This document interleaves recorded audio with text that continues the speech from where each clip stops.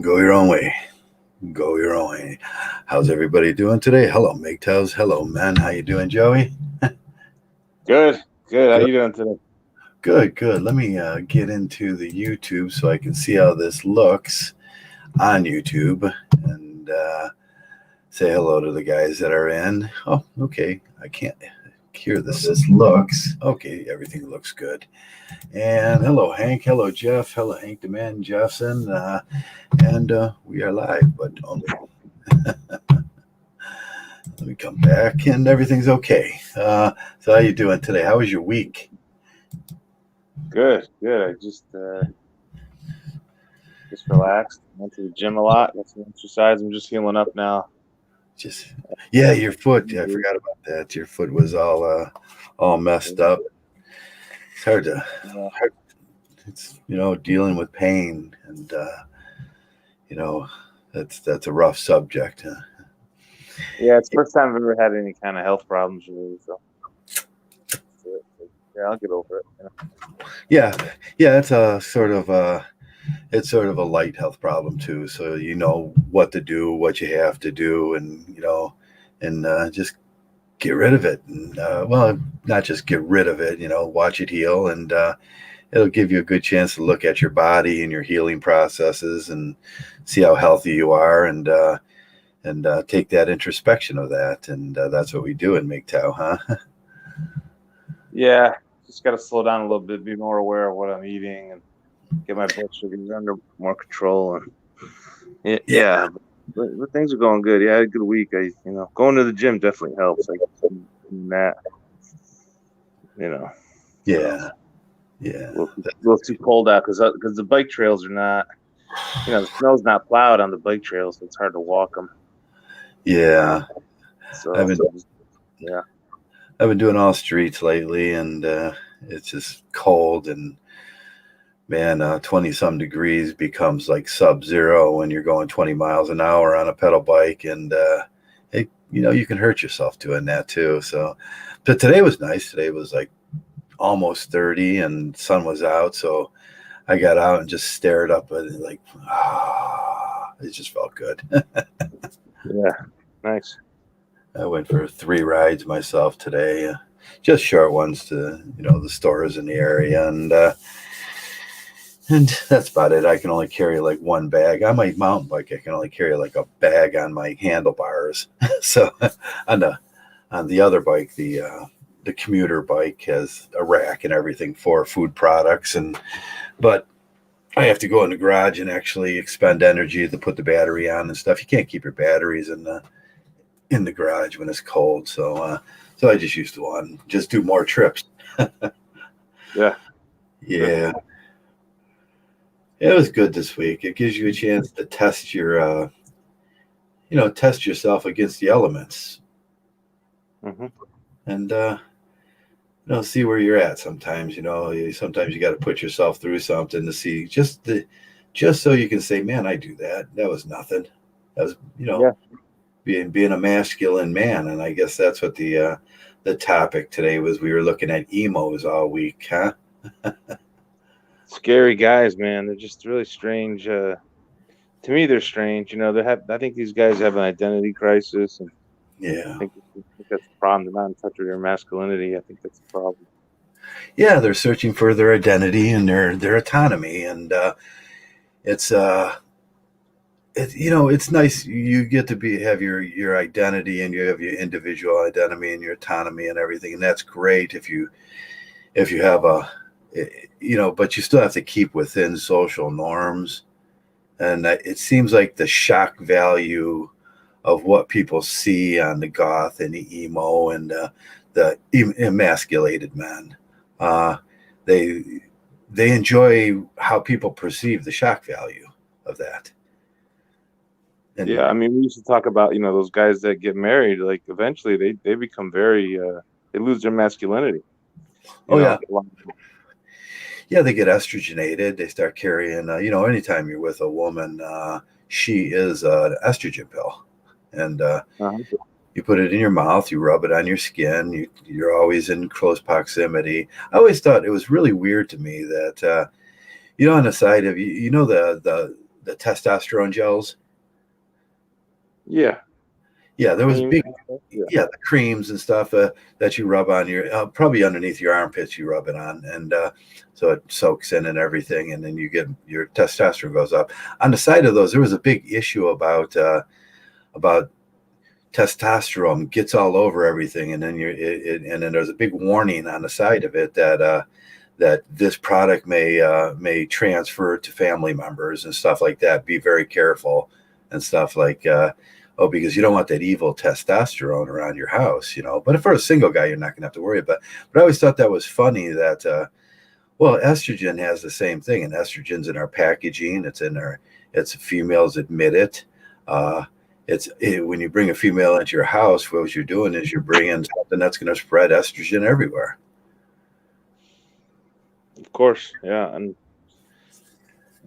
what's that term? We said marriage makes you. I don't know if we could say the word, but it makes you. Let's just say happy. Yeah, marriage makes you that other happy. Yeah, it does, and it's just not a good thing because that filters in other parts of your life, and you become. I don't think a lot of those types of. I don't think it's like if you lose your masculinity, it's kind of harder to deal with adversity. I think you're not as strong, and right, the very same things she's going to hate you for is you're the one thing that we find in most relationships that she will just absolutely hate for you for is if you're not strong, if you're not masculine, if you lose that masculinity. And her simple presence there is one of the biggest reasons that masculinity gets lost. And then boys are raised in households that have no testosterone in him. It's pure estrogen. How he may have two sisters and a mother, and he's raised in them conditions. And then, is it surprising that he becomes very sensitive, very emo, very like there's a lot of things that we can say about it. He has intermittent explosive disorder, where he goes off and he's acting very much like a teenage girl, and it's clearly the fault of the environment he's in. He's wearing makeup and he's wearing fingernail polish, black fingernail polish, and he puts on a persona of this emo or goth or and it's bringing what should be identified as an emotional disorder to light, but society sort of accepts it and says, okay, we have to let him be him. And it's a outcry for living in that emasculated environment. Yeah, it's like that Neil Strauss guy, like what was that guy, Mystery or something? He used to wear like the fingernail polish, and did he wear the earrings, and just a real weird dude, Yeah, and Neil Strauss was involved heavily in a monogamous relationship, even though, and he's one of the biggest hypocrites. He was one of the original pushers of pump and dump and PUA. Yeah. And he was heavily in, who is it? Rollo Tomasi's involved in a relationship. He's rather an effeminate male, too, considerably to me or you. I would say he's rather effeminate, and you can see it on him. I mean, it's hypocrisy at its greatest, and but the horrible part is, when there is no male masculine figure in the house, and it's 100% programming by the baby mama, and and maybe he has sisters, and he's being tortured all the time, and that's probably I can't imagine. I have 8 brothers or 5 brothers, 6 brothers, and it was always, in my house, it was always you walked around a corner and wondered if you're going to get punched in the face. Yeah. No, there was a lot of wrestling and rolling around on the floor, and and sure. baseball and football, and you're constantly running, and it, it was totally a different environment for me. And I can't imagine. And I've seen the guys when I was growing up in the households that were single mothers, and how they acted, and they would take on the characteristics of their mother, or their other mother, if that was the situation. There are two mothers. And matter of fact, I had a buddy that was in one of those situations, and he was always a little more emotional, a little more. He took right to that emo thing when it came around. Yeah, I thought that was a joke when you sent those videos about these emo people, but I guess that's a real thing, huh? Yeah, and I guess the title says everything: emo, emotional, and but I think there's deeper psychological issues around that. Oh, that's what I didn't even know that. So emo is like stands for emotional. Yeah, emotional emo. Oh, okay, yeah, okay. I don't know what the exact how they describe it on Google. You want me to look that up real quick and see Yeah, Yeah, let me look that up real quick and see what the action. I'm sure they have a header on that. Emo, a rock music genre, emphasizes emotional expression and confession. express yourself, like Madonna. Express yourself. Yeah, emo's. But they don't really. They talk about it's linked to rock music that does that. But I think it's more than that. I think it describes their depression. It describes their view on the world. It's political in a way, and it's emo. Let's look up social emo, sociology. All this injustice. I think it's more. Yeah, there's a lot of it. Emo behavior generally involves an emotional, particularly regarding to negative emotions such as depression, and they're honest. Yeah, that's it. And what they're doing is they're normalizing kids with depression, aren't they? Well, I think that makes sense that they're doing that, and then I think they want to push the meds probably a little bit more too. Yeah. Oh yeah, yeah. Though when I was, I don't know, even probably when you grew up in the Paxil era, but when I was young, I had no idea that there was there was two drugs, and if you ended up on them, either way, it was bad. It was it was I can't remember what the one was. It was they would give kids that freak out, and then they would just sedate them. Yeah. Hello, Dr. James Denton. Is that James Denton? Oh, he's in the house. James Denton, the legendary. The legend is in the house. Yeah, the man that came up with MML, is it? MLM. How lives matter. No, mucus lined. Yeah. I can't say the whole thing on air. Yeah, what a terrible thing to do to a child, huh? Give them a medication, and that's the last thing you need. Those are reserved for last. Yeah, them are last last effort type thing. This is the last. You know what I mean? A pill doesn't really, I'm not saying it doesn't do anything, but it doesn't really deal with the underlying issues. You kind of just like you cope with the problem until you learn to cope with the problem, or cope with whatever's happening, and have an answer to. It's a problem. It's a riddle. It's something to figure out. If you're feeling depressed and you want to be happy, you have to figure out how to get there.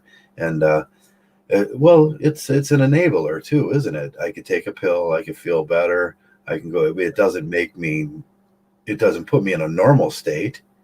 Have you ever taken any of those? No. Yeah, I did. I mean, I've taken some pain medication because what I'm going through now with my foot, but no, I've most for over 40 years, I've never really taken any medications or drugs or anything.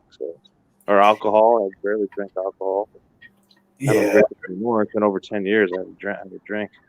Yeah, after my incident, they said, "Oh, well, he's depressed," and they gave me some, and it didn't make me feel any better. It just made me sedated, and I was like, "Well, this is a funny feeling. This actually hurts more." And, what a terrible thing you do to a young kid or a teenager, like their Yeah. brains are developing, and you give them medication. That's, medication is, I don't think it's like I said, doesn't really treat the underlying issues. Yeah, yeah, and Ritalin, the whole Yeah. Ritalin refrigerator mom, it's ate your kid. So they're like, and I think it has a lot to do with male masculinity, repressing male masculinity, because the Yeah. boys, he wants to I ride agree. it. The aggressiveness and stuff. Yeah, I agree. Aggressiveness is good for a young boy. Aggressiveness is good, and that's why I always push the mountain biking. Them boys, and I remember we need to get out there and smash sticks against trees and run as fast as we can through briar bushes, and and we need to get cut up, and we need to get dirty, and we need to be aggressive. Yeah. And, Yeah.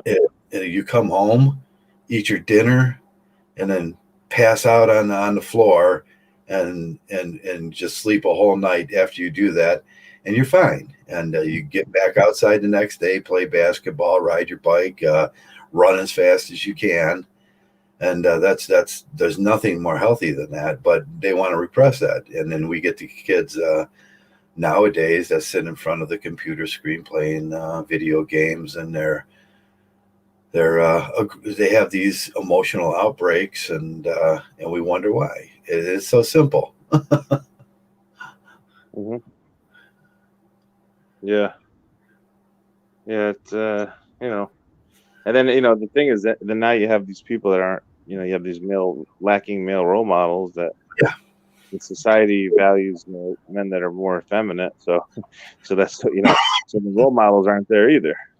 yeah, yeah. Yeah, I mean, a MGTOW is really a good role model. I mean, that's what I you make want. that a good role MGTOW model. monk. I Yeah, mean, MGTOW monk. They don't, they keep certain things private. Don't talk about those things that we always mention, and yeah, and just be a strong role model. Someone who's not going to take any shit from anybody, and but be a good person at the same time. You know what I mean? right, right. And they would call that toxic masculinity. Oh, he's not. Yeah. Right. He's strong, and he doesn't take no abuse. He doesn't suffer like he should. Right. Right. Right. You have good boundaries. I think it just comes down to having good boundaries. And Yeah, having good boundaries, keeping yourself healthy, and yeah. not if you're suffering and you're in those situations where you seem it feels like you're caged or confined, man, you need to get out of that, Yeah. and get out in nature, and but a lot of those Well, things get taken from us. well, again, just getting back to the medical thing too. Yeah, Like yeah. I mean, doctors are they go through schooling and everything, and they have there's obviously situations where you need to listen to doctors, like if you're in an emergency room situation, but when it comes to like prevention and health, like you really don't have to listen to everything a doctor says. It's like right, you have to kind of educate yourself and figure out what works best for you. I mean, it's just certain obvious things you can do to take care of your health, diet and exercise. Main thing. But when they started giving you pills for this and for right. that, well, you have to analyze it yourself. Do you really want to take these pills? Do you really want to do these things? That's so if you do diet and exercise, that pretty much covers 90% of your, or the majority of your health. So the other stuff is, yeah, you might need a pill for some specific thing that you might have, but you don't have to take their word for, like, a lot of these like parents of these young kids. What they do is they just whatever the doctor says. you know you have a hyperactive child and you're just going to give them a Ritalin or something. It's not. They're just programmed to think that the doctor knows everything, but really a lot of times they don't know shit. Because they see hundreds of patients every week, and it's just a business to them, really, in a lot of ways. And I'm not saying all doctors. There's some really good ones, but majority of doctors, I'd say probably 50. Well, not. I'd say probably close. It's probably around 50-50. Like I say, 50% of doctors are really care, and then there's another 50. It's just a business to them. It's just a career. Yeah, That's just my one opinion. size fits all kind of programs of fitness and health, and vitamins and stuff like that. And I say, we talked about this years ago, and I said, hey, and I used the example of the banana diet, that Dr. Phil and what's the other doctor, they're always pushing, and it's over, one size doesn't fit all. You have to you have to determine if you're a man, if you need and you have to determine particular needs you may have.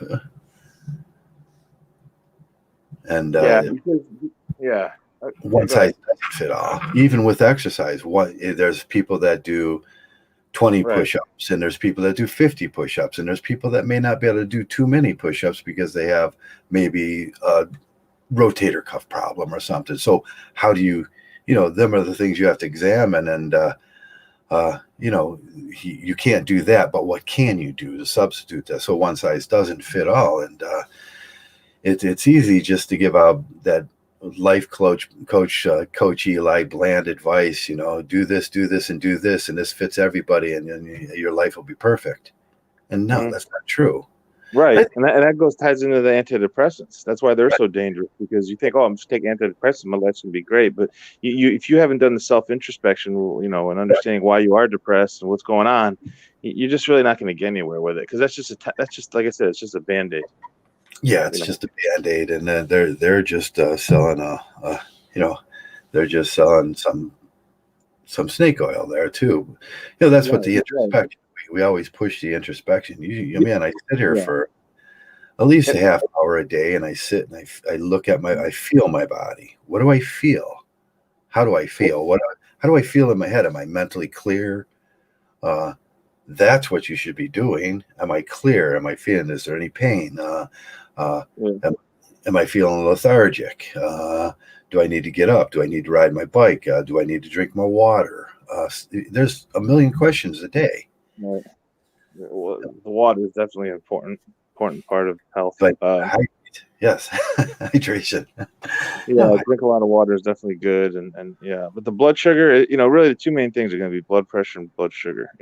Probably in that order. And then the cholesterol is supposed. I don't think the cholesterol is as big a deal, but yeah, you can get your cholesterol down with exercise real fast. Yeah. I did, and it's just common sense stuff, but you can't be eating fucking candy bars every day. Yeah. Cholesterol pizza once a week. You can't eat shit. You can't eat processed food. You just can't. You got to mix in salads every other day, and soups and vegetables and fruits, and just stay away from those sugars, man. That's a killer. Sugars are a killer. They really are. For you, now there's two different things, and we kind of breached that yesterday when we were talking. Your diabetes is way different than my diabetes. Yeah. And, I just got diagnosed, but I'm so confident that I think by the end of the year I'll be, I'll be at 6 A1C, because I know why my blood sugar went up. I was just doing whatever I want. I was cocky because I work out. I exercise, I do 40 miles on the bike in the summer, and then, and then so I figure out it gives me a license to eat what I want, and then I lift pretty heavy weights too. I'm pretty strong, but the thing is, that's not good enough. You have to have the other component with the diet, and so now I recognize my error. I did the self introspection, and I realized I just need to slow down, not be so impulsive, not just eat whatever I want. And, sort of plan my meals. I think that's a good thing to do too, is plan your meals, chop up some stuff. My doctor is a top cardiologist in my state. And he gave, he said cucumbers and celery if you want to snack at night. So what you do is you chop it up. You chop up the cucumbers and celery and throw them in your fridge and have them ready when you want to snack. Stuff like that. That's how you can kind of take control of your life. Yeah. Yeah. Now me, my sugar falls off down, and I get a feeling before that as it falls off. I just know. I don't have to prick my finger. I don't have to do that thing when I wake up in the morning. And I always keep these crackers. They're like sugary crackers. I make them myself, and I'll keep a big bag of them on the thing. And when I get that feeling, then that's doing your introspection. That's mind, body, and soul. Just doing your introspection, looking at everything deep down inside. And when I get that feeling, I just grab one of those and pop it in my mouth and eat it. Yeah, that works for you, and then Obviously trying to get the weight down is definitely an important thing. But my doctor really, he didn't make a big deal out of the weight. This guy's a cardiologist in his late 50s, and see, that's the thing. I have to eat or I die. Yeah, like he didn't really make weight into, like, people make weight into a big, like, because we were talking about bulimia, right? So you have these chicks that their weight's good, but they're still freaking unhealthy. Like they have no nutrition in their bodies. Yeah, your weight's good, but big deal. You have to have nutrition in your body. So the weight is not as big a deal as, but it does help with insulin. How your insulin flows in your body. So that's why weight can be important. But if you're going to be a bulimic, and like a lot of these chicks are, that's a problem too. Yeah, I don't know if I've ever run across a man that's a bulimic. If they are, they definitely. I think I've run into one in my life. Yeah, that's really strange. What was this person? Strange thing with a man. Yeah. What was his personality like?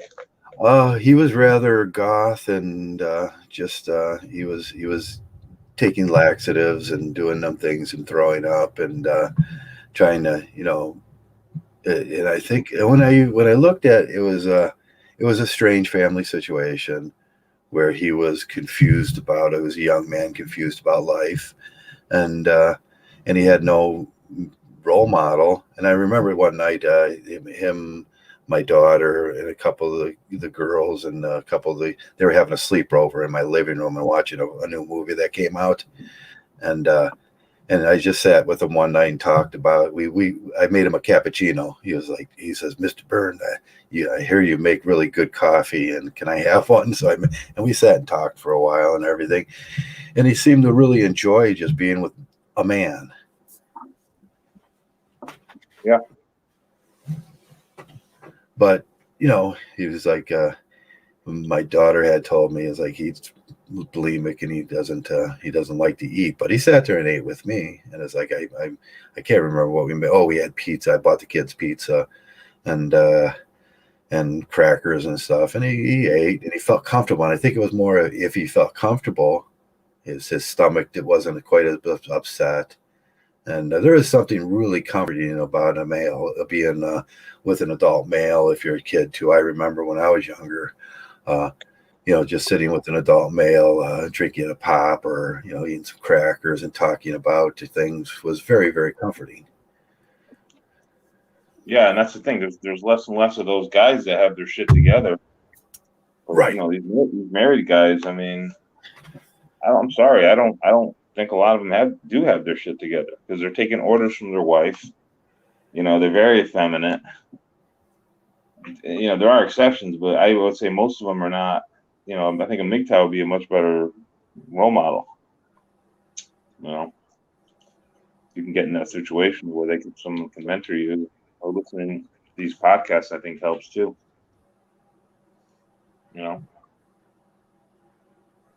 But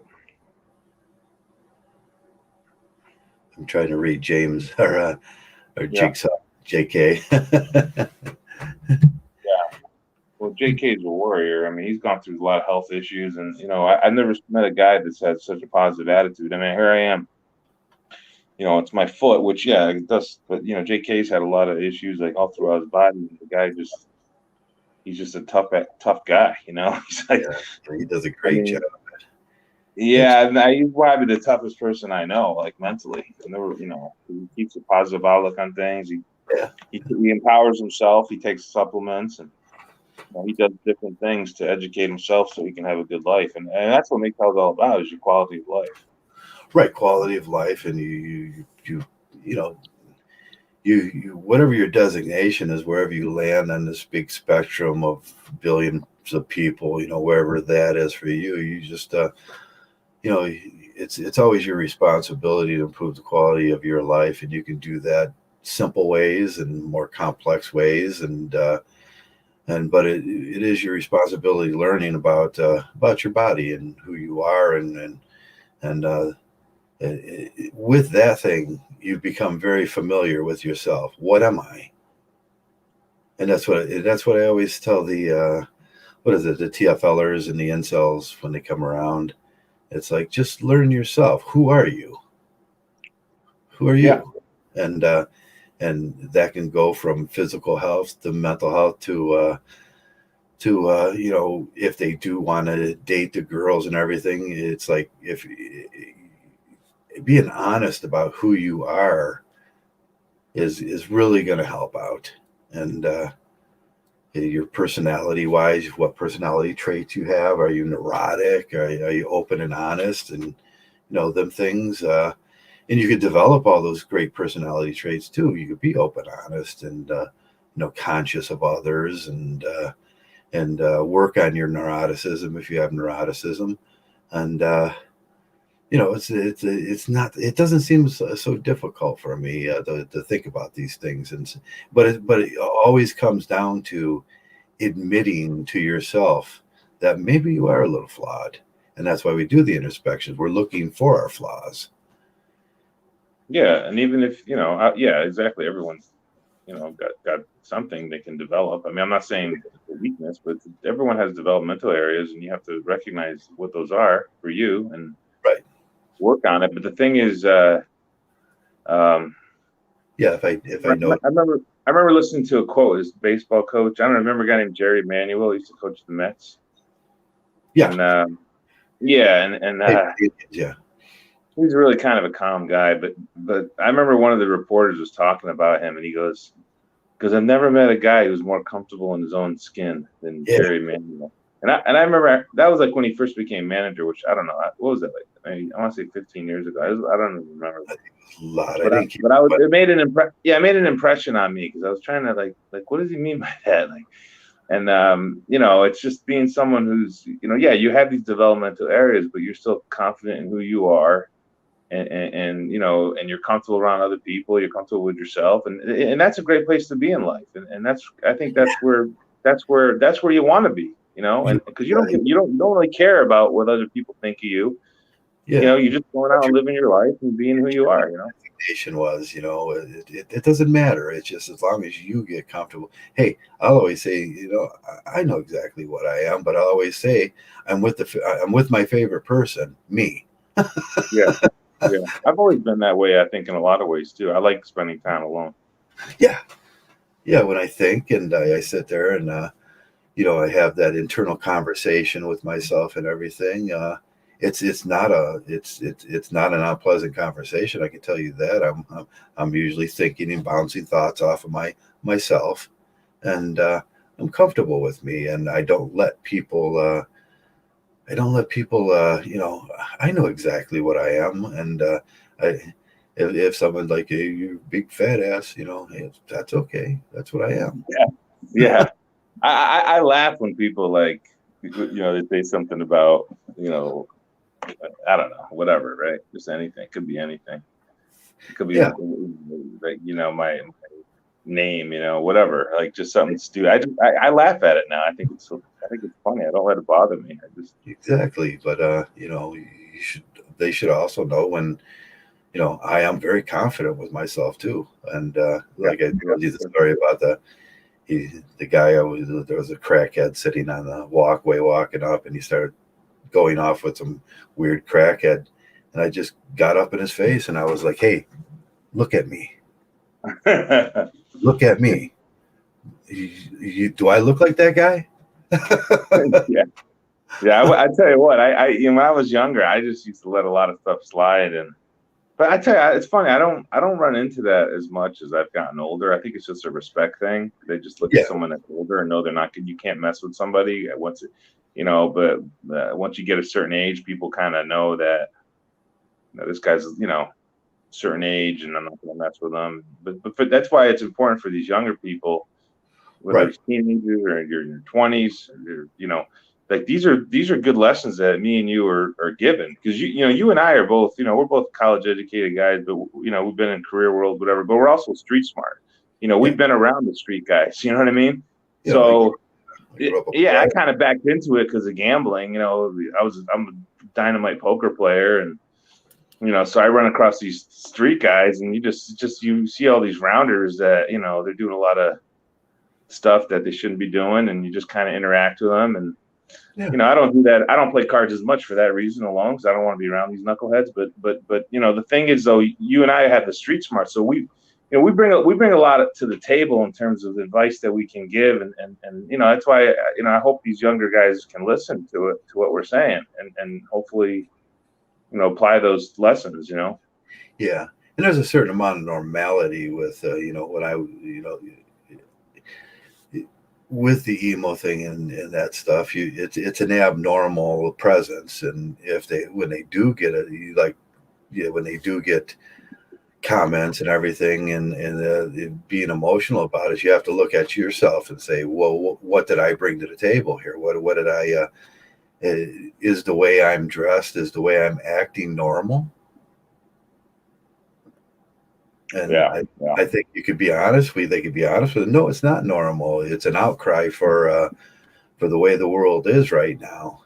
And it's not like I don't know the way of the world is. I fight against all injustices all day, every day. It's like it's an unjust world where people are casually cruel and mean, but don't be a part of that. Yeah, that's right. And we talked a little bit about social media this week. Like, it's just bad influence, and we just shut it off. It's like, you see these people acting like a bunch of idiots. I mean, they really are. They really are so silly, man. And it's like, if you looked at, if you were to go back like 10 or even 5 or 10 years ago, like, and you see the stuff that they're posting now, you think these people are like mentally ill, and now they're just being applauded. They have, you got these people, that have millions of followers or hundreds of thousands of followers, and they're the craziest, like, dumbest people. Like, I would never listen to anything they say, and I would never take any of their advice. Most of them have terrible work ethic. They're just Right. They're not the kind of people you're going to learn from. You know what I mean? A thing in MGTOW too, where they complain about, they see the narcissistic, that girl that's pretty, she's narcissistic, she's not in touch with reality on making a TikTok video, and all of a sudden we see it all over. Just ask yourself a simple question: is that normal? Yeah, is twerking normal? No, it's really not normal. Okay, she's not normal, and it shouldn't, but it shouldn't provoke it shouldn't provoke an emotional response from you. You should be able to answer that question in 1 second and say, no, I can click this off. I don't have to listen to this. And I don't have, and that's MGTOW, is I don't bring them things into my life. Mm-hmm. It's like, if I don't sit there and watch it, then I don't bring it into my life, and it shouldn't bother me at all. I bought about 10 years ago, I bought a $2,000 big screen TV, Sony. It was like the best one. It was the best one. Yeah, it was maybe not the best one, but it was a pretty good one for $2,000. Like, now they're a lot cheaper. But I had it for, I don't know, a couple of years, and I just finally got so sick and tired of TV.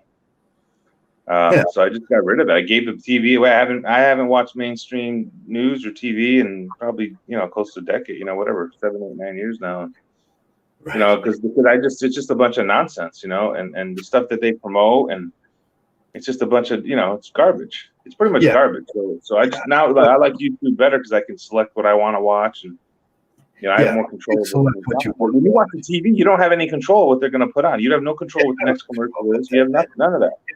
If you see something, you should be mature enough to say, okay, that they believe that, and they have every right to believe what they want to believe, but it shouldn't be an issue where you start to where that starts influencing your life because someone else believes something differently.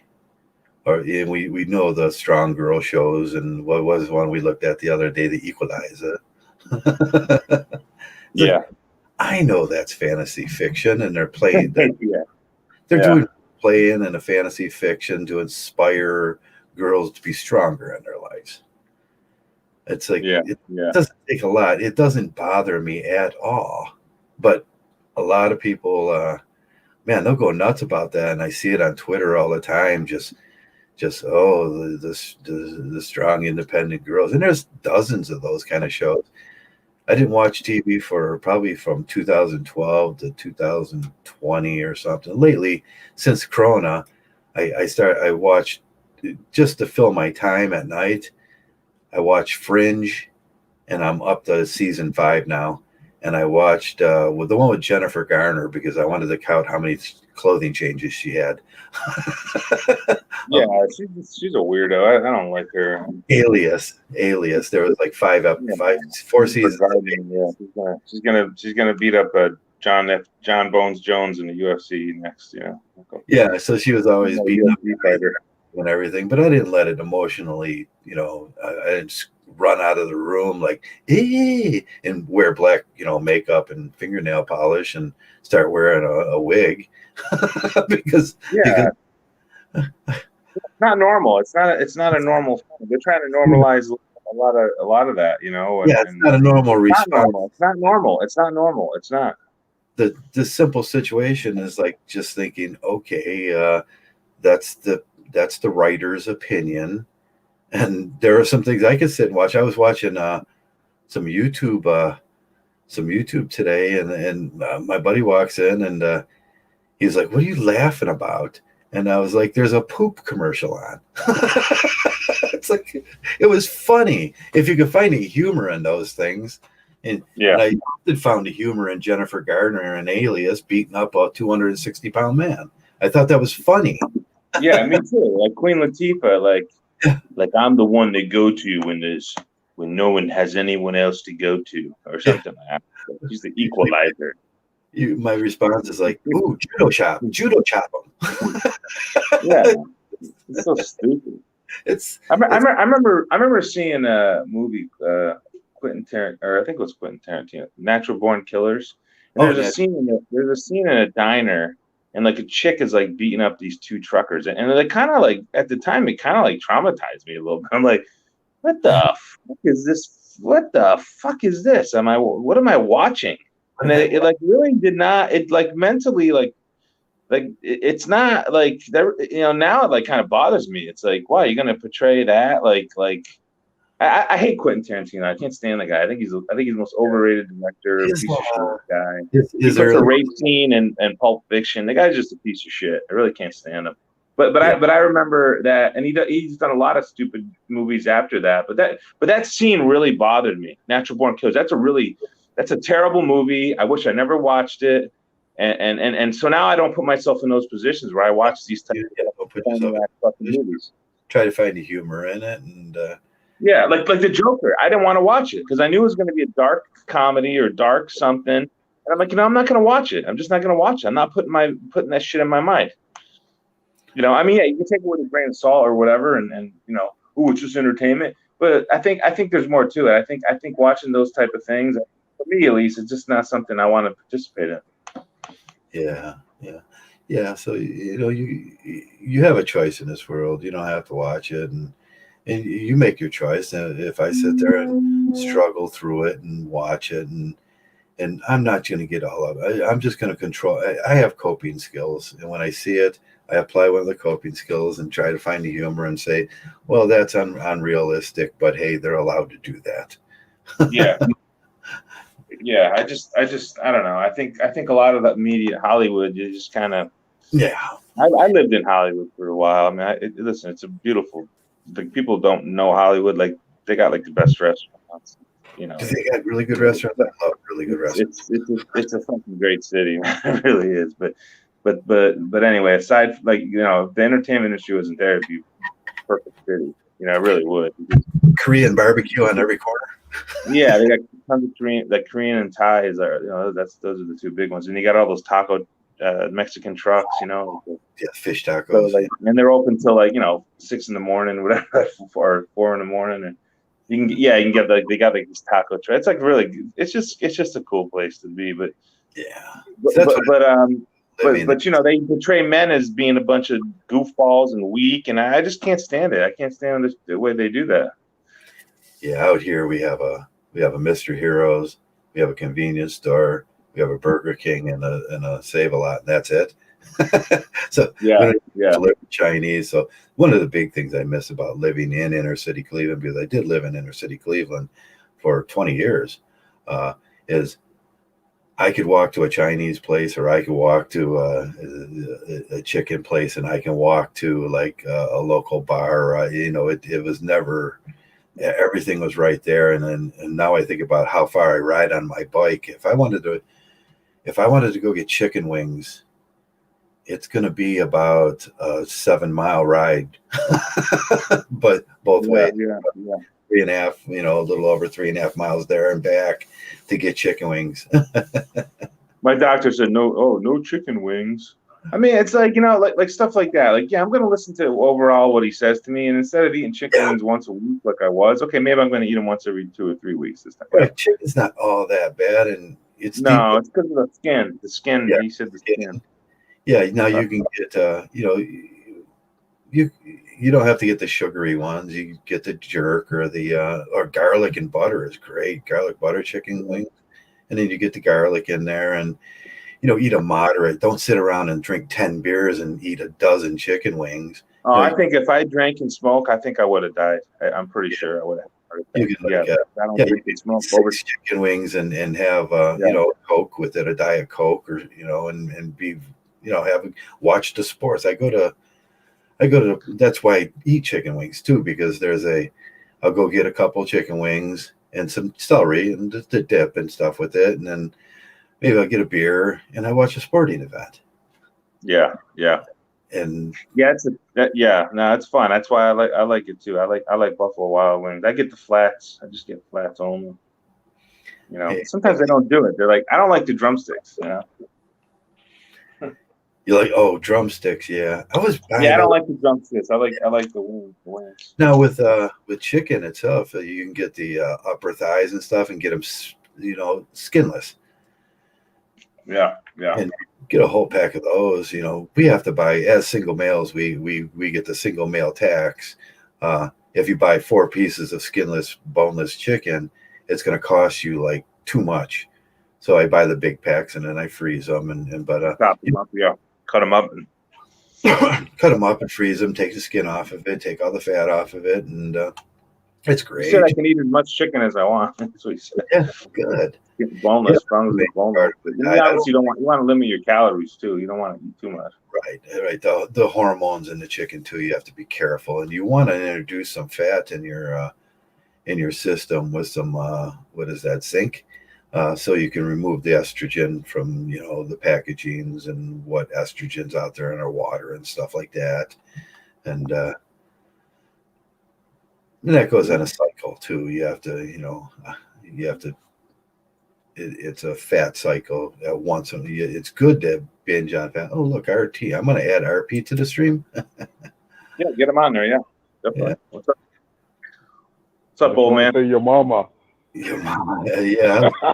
We'll do a sound check. And how's my sound? I don't know if I have background sound. Good. You're good. Yeah. Okay, perfect. How are you guys doing tonight? Old man. We call him Old Man Joe. Old man now? Yeah, I've been old man for like the last 40 years, man. Yeah, or POG. Yeah, we're just talking about male health and and masculinity. I guess the topic's masculinity today, Rick. But we were looking at the at the goth guys. Because I saw the title of the stream, and I thought you guys were talking something different, and then you're talking about diets. Diets, yeah, we always fall back on diets because it's an issue with us old G's. What's the new RP? Because like when it comes to diet, it's like it's like if you feel like having something, have it. But at the same time, the regular meals that you eat should be like a balanced meal. Right. You have your meats. It doesn't matter what it is. You can have fish, chicken, pork, or beef with some like rice, potatoes, vegetables. Just get the natural stuff into your body. And like the key word here is natural, right? Natural. Like you want to avoid artificial products, stuff that is like chemically enhanced for taste or for shelf life. Yeah, it's just using if you're going to snack on something, you might want to cut back on your diet a little. It's your regular dinner, and just be sensible about those things. It's Yeah. Like for men, like stay away from salts and stay away from sugars. so And I'm not saying that like you shouldn't eat them at all, but like if you can avoid it, stay away from those two if you can. I'm just saying it. Like honestly, I could be wrong, but like it's working for me. yeah, with me, I have to eat a certain amount of sugar, and I have to. It's like Oh, the more common diabetes. I don't have the common type, so yeah. For diabetes, it's different because yeah, like if your blood sugar gets low, it's like you have to eat. my You blood have to sugar eat sugar. is low, and then my blood pressure drops off with that when it gets low, and if it goes below a certain point, I could actually pass out. And Yeah, I've yeah, never had a pass out incident because I know the way it feels when I'm like, oh, shit, I just need to eat something, and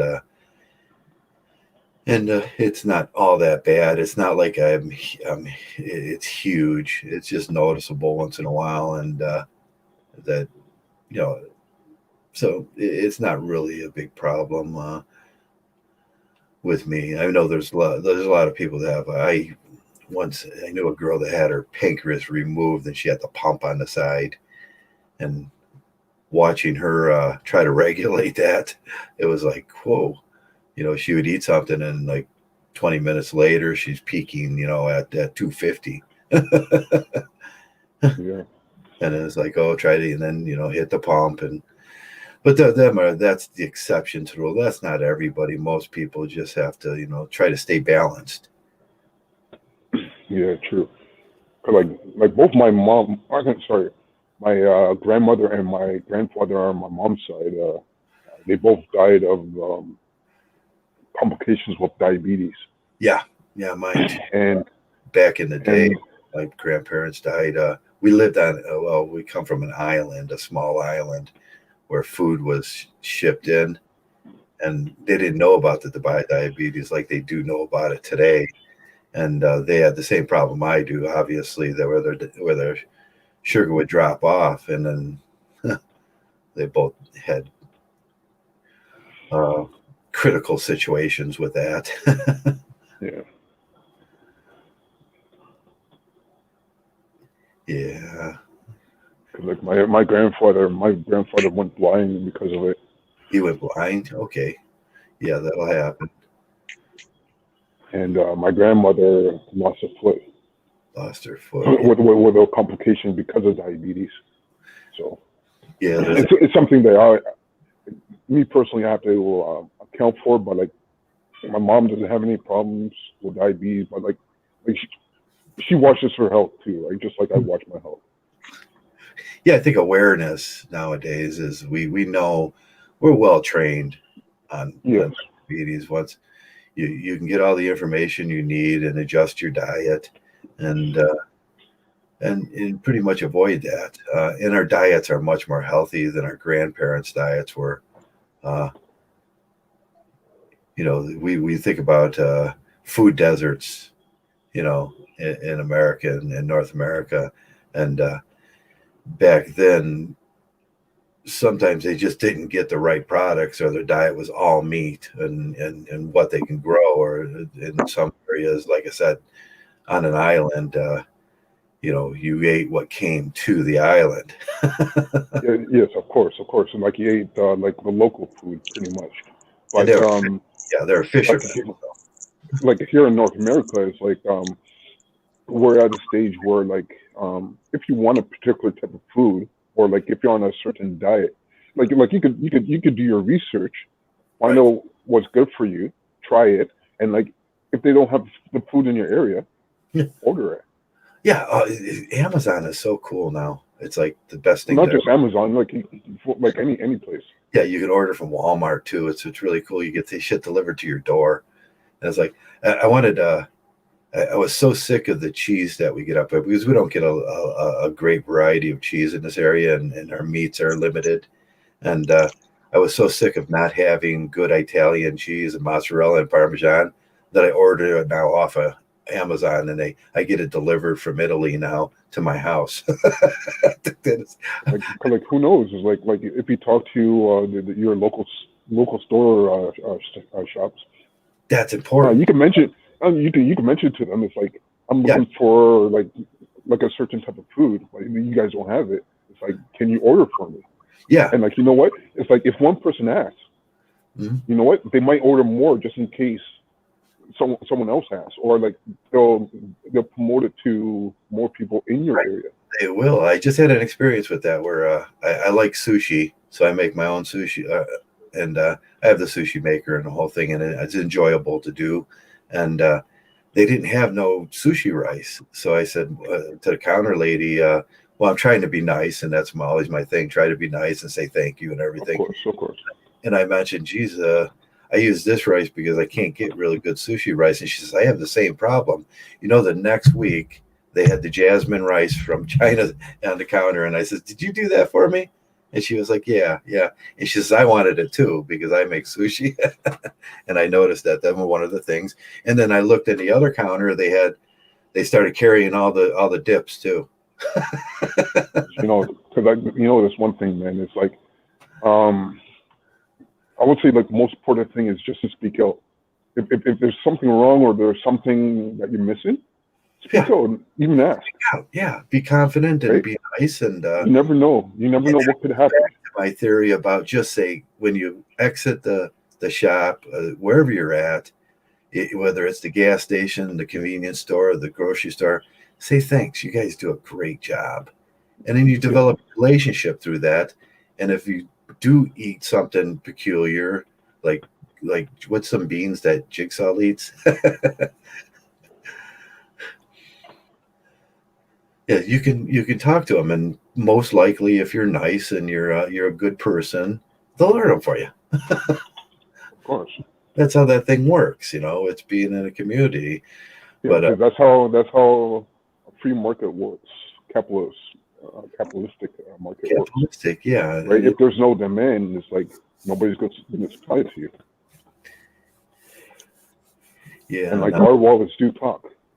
Now, adjusting the problem, if you're emo and you walk in with and you look weird and you walk in with makeup on and you have an attitude about it, I don't think they're going to order what you want.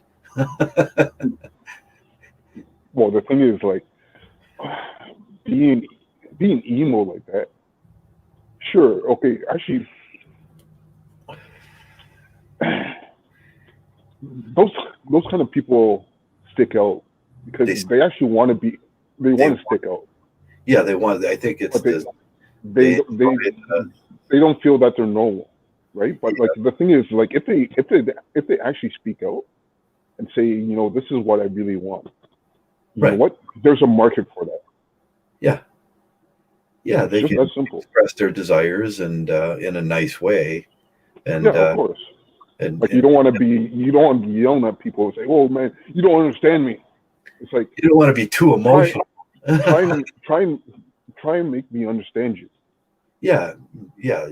Use your big words. Use your words and be nice. And most of the time, people are, it was a problem for me when I was younger too, because I didn't know how to do that emotional thing. I didn't know how to do that where I was just nice and it took a learning process with me. And then once I figured it out, I was like, hey, hell yeah, I feel better.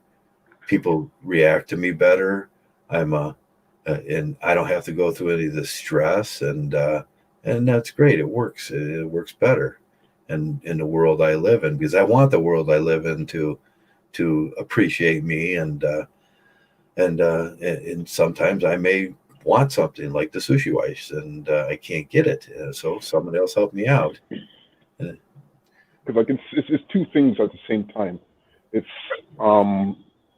being polite and also being polite and asking for what you want. Right. Yeah. Or sticking up for what you want too. Yeah. Right. Those go hand in hand, and like Yeah, there is a difference between being assertive and being aggressive too. Yes, of course. Like, you don't want to just barge in. and yell at people and say, I want this right now. That was I was another. going to do a damn thing for you. That was a course I had to take, assertiveness against aggressiveness. Because that was my when I had to go to what do they call that, anger management.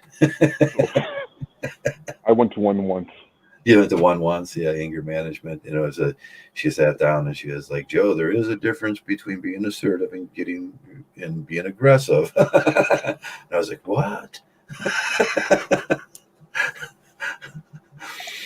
But that's maturing.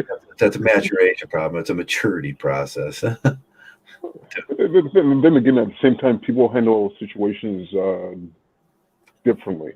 Yeah. Like, what one person would think they're being polite and okay, it's like another person will be like offended by their actions or words. Right. And it's honestly, it's a weird world that we're living in. Yeah. And you have to Not change. everybody's the same. You have to change on a dime. Every situation is different when you go out there in this world. Yes. You really have to have a lot of coping skills and be able to change on the dime and morph into situations and just to get through. There's a lot of weird out there. And I think MGTOW is a great program for teaching young men how to cope with the situations and cope with them in a normal, adjust those situations in a normal way. But I do see in MGTOW a lot is they'll see some girl acting bizarre on TikTok, and then the whole community is like, she can't say that, and being all emotional about it, when the simple answer is you can turn it off. Worry about yourself. Worry about this is my I have an analogy I use all the time about that. You're driving out of the parking lot, someone cuts you off, and then he goes one way, you yell, you're yelling at him, he's yelling at you, you go the other way, he's 15 miles down the road, you're still yelling. Who are you hurting? You're only hurting yourself at that point. Yes. Yeah. It's like you're wasting your own time. Your stress levels up, your blood pressure's up. You do that enough in life, and that'll start damaging you. And MGTOW kind of helps us through them things where, man, I have to cope on a moment's notice, and as some guy cuts me off, maybe it was just an accident. I don't have to yell. I don't have to scream. I'm just let it go, and it's better for me because it's better for my health. And that's the way I look at the whole world now, even with my being friendly and saying thank you and all that. It's not for everybody else. It's for me. Yeah. Because, like, honestly, I had a small situation getting my morning coffee at Starbucks. At Starbucks, yeah. Sometimes that's a situation. I know this, like usually it's like well, you know how Starbucks employees are. They always say like you, hey, good morning, yeah, whatnot, right? Yeah. But what was it? This past week, I went in there, and this one lady, like, she served me a couple times before, right? And I go up there, ask for my usual small coffee, dark roast with 2 sugars, right? And I put down my change because I know exactly how much it will cost, right? Okay. And she ended up getting me a medium coffee, and she tried to put milk in it too. Okay. And I'm like, it's like what? It's like, no, I didn't say medium. I said small, right? And then I didn't say, like, even with my mask on, because, like, you know how we have to wear the mask right now. Yeah. Or in most places. I said 2 sugars. And 2 sugars, it doesn't sound like 2 creams. Yeah, for sure. Even through a mask. So I don't know how she made that mistake. But, like, she made several mistakes, and, like, honestly, it's like, I just stopped going to Starbucks now. It's like, I'd rather go over to Tim Hortons, even though I have to walk the opposite direction, and then come back to go to my workplace. But, like, you know what? It's like my money talks. It's like, yeah, that's sure, most of the time they get it right, but, you know, it's like, honestly, it's like when they make enough mistakes, it's like, you know what? It's like enough is enough. Right. Yeah. With capitalism. Go somewhere else. take my money somewhere else. I can spend my money anywhere. And they have to do they have to do their job. And Yeah, sure. Like just like everybody else. right, just like But like the thing is, like if I'm doing my work, that and it, and the person tells me to do one thing and I do another, it's like Yeah. they're not going to be happy about it. And then next thing you know, my boss is going to hear about it, and like right, it's not going to end. the owner wants everybody to be happy and come back too. They don't want an employee that's constantly making mistakes too. So Yes, that's of course. self-adjust itself. Of course. Because like I understand, it's like she's only doing her job, but come on, it's like you got to listen. Yeah, I find myself so passive in those situations now. I mean, I think I ordered a dinner once. I got the wrong dinner, and I just ate what they gave me. It was like it wasn't worth me trying to. It wasn't worth the extra time. It wasn't worth the argument. It wasn't worth that.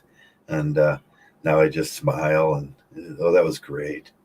And I could remember that and try to be more assertive with how I order. Maybe it was my fault. I don't know. I had to take a look at how did I talk? Was I clear on what I said? And that's the only thing I could do is try to fix myself, because I can't fix everybody. I can't fix people in this world. Yeah, that's true. It's like like that happened to me as well. Like the maintenance man only so far. Yeah. I can't. But like when it gets to a point where like there's constant mistakes, it's like, come on. Right. Yeah. I can decide to go somewhere else, and that's the thing. I keep myself centered now, and man, when I was younger, those things, they would build, and it was just pretty much I wasn't doing my introspections, and I wasn't doing, what part did I play in this. And I was going back to the same paces, and that stress was building and building, and I was doing it to myself. And like you said, I don't have to go here. Yeah, because like honestly, it's like you got a good point there. Where one thing you don't want to do is let these stresses, like even if it's little stresses, you don't want them to build up. Yeah, you don't want that stuff to build up. You want to have like some kind of release that doesn't affect other people, especially in a bad way. Right. It's for you. Right. It's not for the world. It's for you. You have to. It's always your problem to regulate those things, and because like you're the one who's having the problem. Right, and get yourself back to happy as fast as you can. You get yourself back on happy course. To whatever you think is your happy area. It's just non-stress. That was a big issue with me after my I don't know how to describe it. Sometimes after my my incident, my whatever it was, stress was overwhelming, and I had to remove every single article of stress in my life. And that was a long process. It was a long, painful look at the world and how I reacted to the world and how I react to people and my part in it. And I managed it. And it was a big part of, getting over some health issues that could have killed me.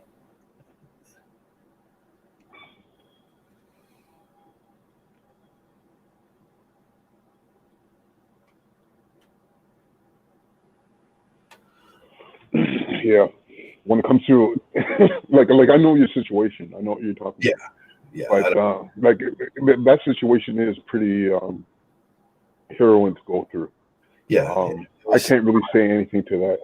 But like a lot of people do have like stressful situations. Like for me personally, like one of my biggest stress I had in my life was one of my friends died. Okay. And that was now it's like over like 15 years ago. Okay. We're back in our early 30s, and when he died, it's just one day, like not an accident or anything like that. It's just from like natural causes. Yeah. Yeah. That hit me hard. It took me like over 5 years Right. just to get over that. But I did get over it. Yeah, you have to work on that, and it's an all new thing. None of us are born with the ability to manage every single problem in our life, No. and in this world where the universe seems to hate us, and you know, there's going to be some big problems. Our parents are going to die. We're going to lose friends. Women aren't going to measure up to our expectations, and all those things. And it's our responsibility. It's your responsible. And as MGTOWs, we take on those challenges seriously, and it becomes my responsibility. We tell this to the girls all the time. What we desire out of you is total accountability and responsibility, but at the same time, we can't be hypocritical. We have to manage these problems in our own lives, and become those people what I call beyond reproach. Yeah. And once you're there, it's a man. I mean, when that sun came out today, and I was riding on my bike, waving to my neighbors like I often do, riding up to the store, you can see I'm generally a happy person. And I think it reflects in my health. Now it's like, man, that stress will kill you. And for years, God, I lived with that, even through the marriage. And marriages are very stressful. You can't do enough. You have to suffer. You're always wrong. You always, having knives thrown at you. There's stabbings. You didn't put the toilet seat up. That's a good one. You didn't. Yeah. Why would the toilet seat? You didn't put the toilet seat down. It's always down with the girls. Like, oh, it's down with the chicks. Okay. Yeah, and it's in my house. There's a rule that you leave it up because we're dudes, and that's unsanitary to leave it down. It's like, yeah. The thing is, like, in my house, is like the whole toilet seat is down, the lid and everything. So it doesn't matter if you're a girl or a guy, you got to lift at least one of the seats up. Yeah, I had that incident where somebody, my brother, brought a woman around, and this was years ago, and she was living with us for a short period of time, and I walked into the bathroom, and there was a note on it's like, and it said, "Put the seat down." Oh, that's some passive aggressive shit. That's sorry for my language. I was like, well, this is mine. I own this. This is. I don't like people like that. It's like, it's like, if there's a problem, it's like, speak to somebody. Yeah. Like, you leave a note there. It's like, especially it's not even her place.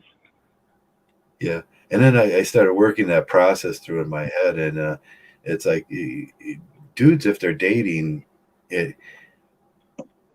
if a woman's so stupid that she'd walk into a bathroom and sit in an open bowl and then hurt herself, that's not a person you want to be with. Yeah, because like, she wasn't paying attention. She wasn't paying attention. It's like, well, what else doesn't she pay attention to? You got to start asking yourself those questions. It's like, and all my life, my mother used to do it, and it's like, hey, that's you're telling on yourself.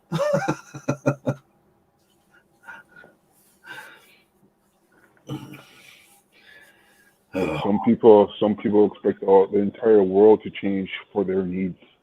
Right, and that's what I always say about this is my house. The carpet's what I want. The soap is what I want. I got Puma soap in my bathroom so I can wash my hands when I get it oily. Working on my bike, that's what I want there. The toilet seat's always up. That's the way I want it. My shower is the way I want it. The carpet's like the paintings in the house, the color of the walls, everything is the way I put it because I put it that way.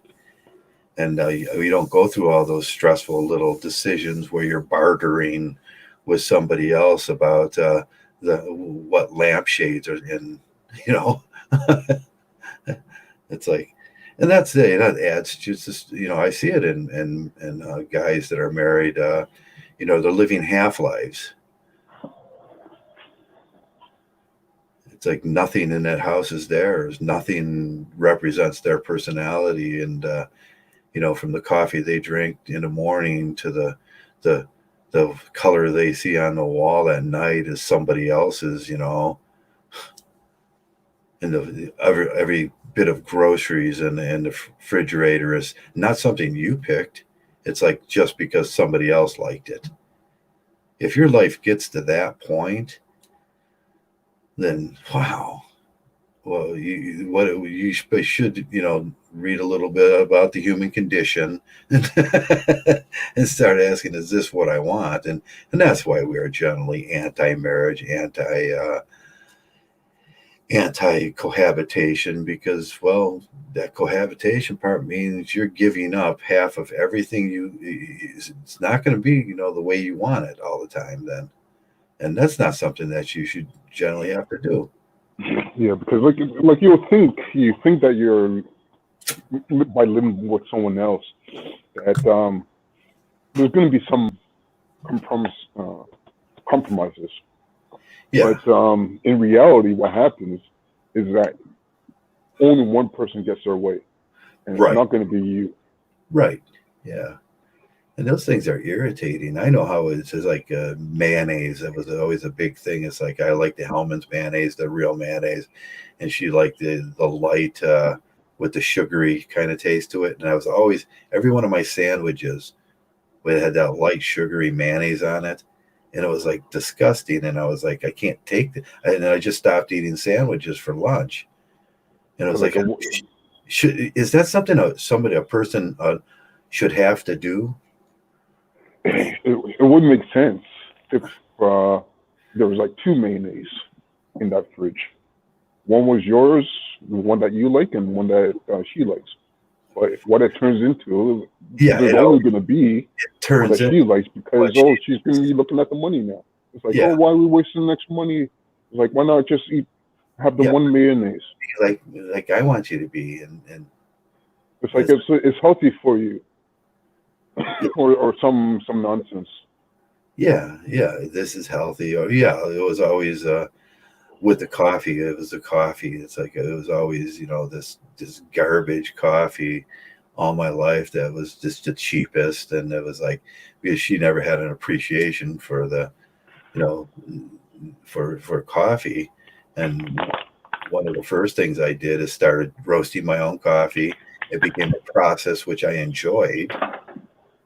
And then I, getting several different types that I like, and I can get up in the morning now, pick which one I want.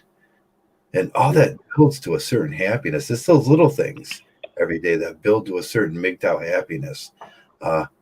It's like there's no longer, if I see something I don't like, it's gone. And that includes people. I agree with you there, man.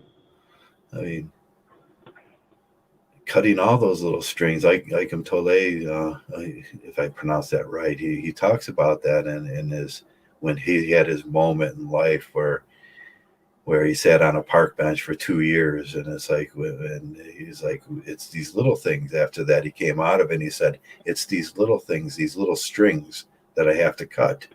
And what he was talking about was just that, It's like, what soap do I want to see when I walk into the bathroom? That's important. I know Gemma had a problem, and he's like, Trev, it's like, no, it's not the one thing. It's the total death by 1,000 cuts. Yeah, 1,000 cuts or 1,000 strands of straw. Stabbings. 1,000 straws. It wasn't the one straw that broke the camel's back. Yeah. It was the thousands that were already on the back. Yeah. It's like that's no life to live. And we make that certain we realize that, and we realize the quality of your life's important, the stress reduction and health, and it is what you pick. What do you want? You want quantitative over qualitative, or is there a gentle blend with your no, I want a quality life. If I live 5 years more and that's all I have in this world, I want that quality of that life to be at least reasonable.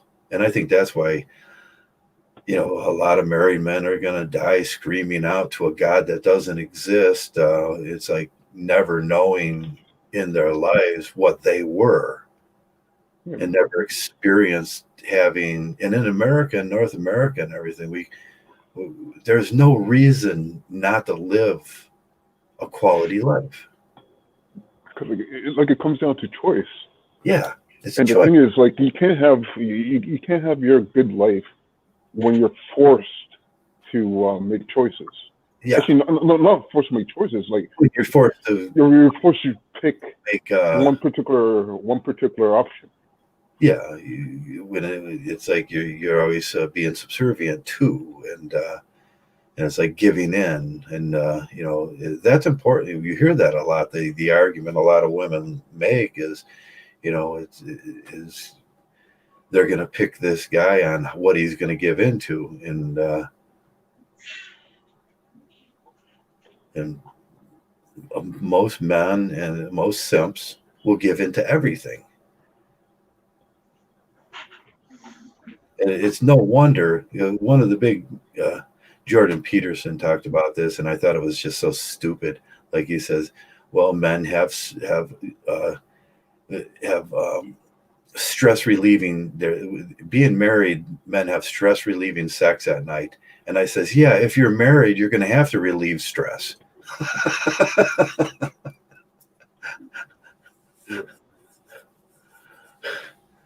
Because that stress spills up through the whole day. Right? Is that any way to live? Oh no, I'd rather. But like, even still, like, I'd rather. Actually, no. It's kind of funny. It's like, it is funny. What guys take their they take their relief out of is the same thing that is giving them stress to begin with. It's how they're taking their stress out is the same thing that gave them stress. And it's ridiculous. That's I don't even know what kind of thinking that would come down to. That's ad hoc thinking or something, pre-hoc, post-hoc thinking. It's like I'm not even sure what to call that, but it's ludicrous and it's absurd. I go to bed, I fall right to sleep now, and I try not. If there is a stressful situation, I deal with it and I handle it and I cope with it, and I sit there and I relieve my tensions, by meditating on it and doing that introspection. What part did I play and all those things?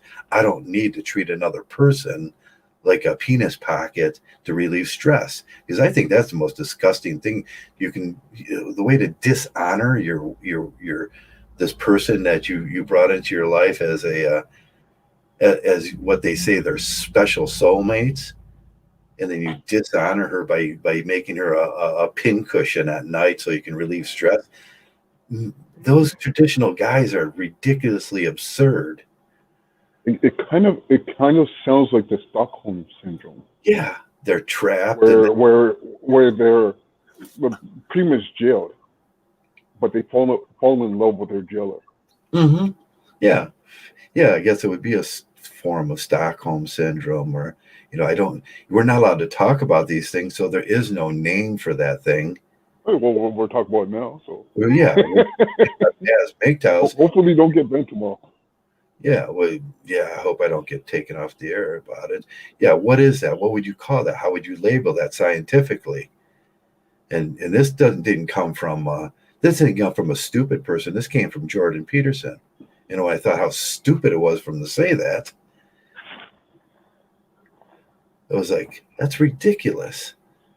But he believes it. Well, he's a liberal too.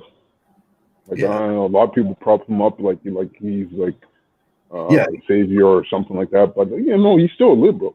He presents himself. They present him as the alt-right hero, but he's what I call convenient conservative. It's like whatever is convenient.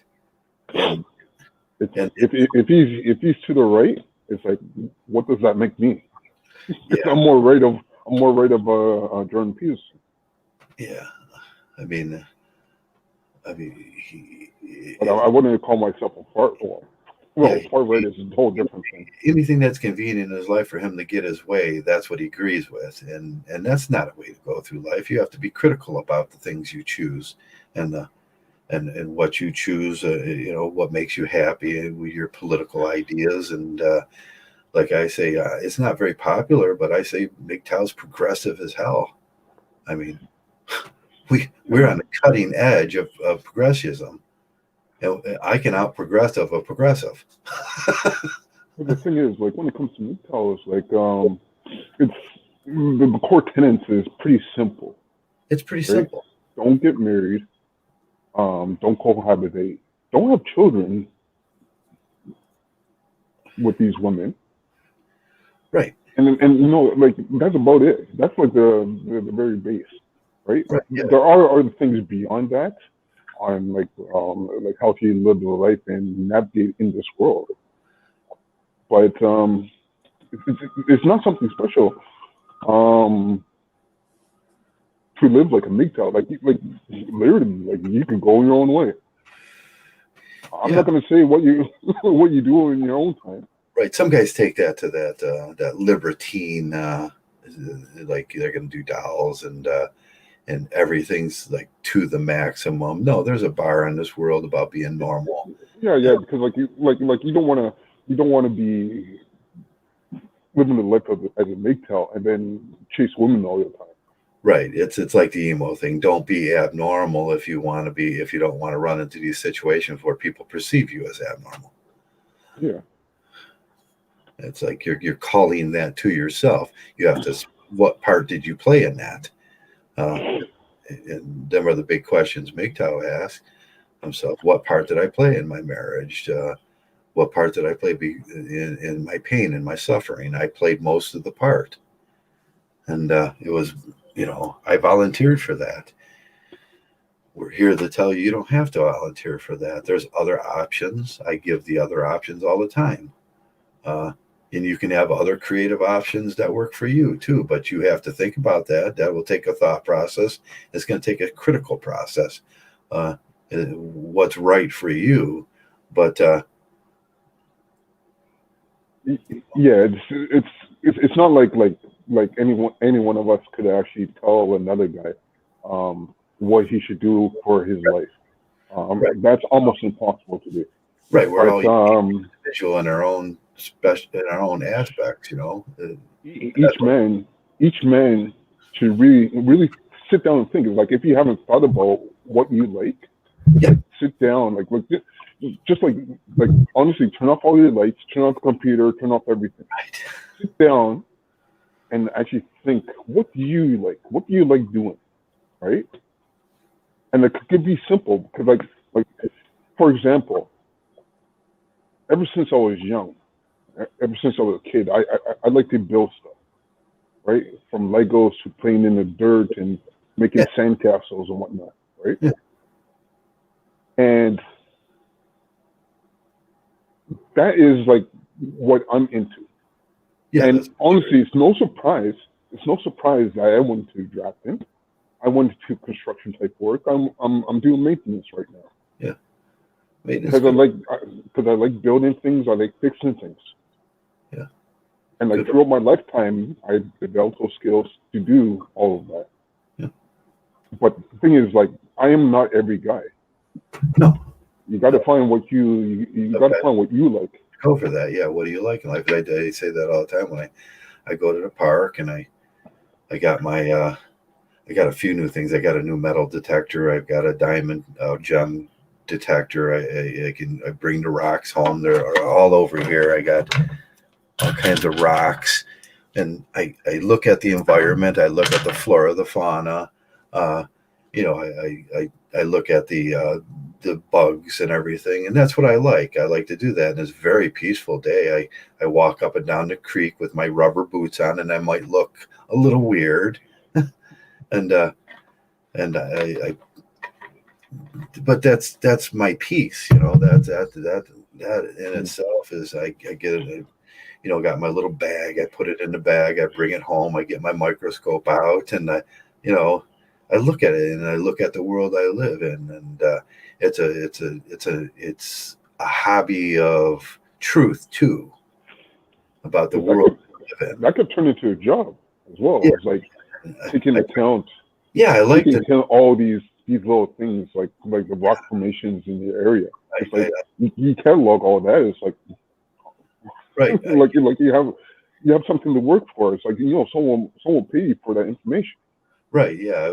This year, one of the projects I was going to work on is the ash beetle, and what I see with the ash beetle and the formation and that stuff. And they're little fascinating little creatures too.